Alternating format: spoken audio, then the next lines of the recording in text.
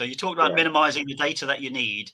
yeah, I was thinking, as you were speaking, I was thinking, what I've been on the torture rack with quite a lot is to try and look at data science applications with data generated by business systems. And I've always found there's the problem of not necessarily minimizing, the most important variables, but then even if that is done, sometimes there's variables that can be very good or data that can be impactful, but it's either not mandatory or it's not kind of structured on the way in.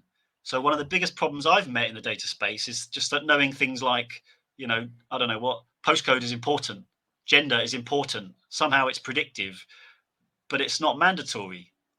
Customers can volunteer it if they wish, or skip over it if they wish. And you kind of end up with this torturous problem in that, 25% of customers don't volunteer this data point. So you're feeling great because you got this 75% portion that's useful for data science and machine learning, but actually then you got this big gap. And those customers with that gap actually have all these other data points that you do want to use. So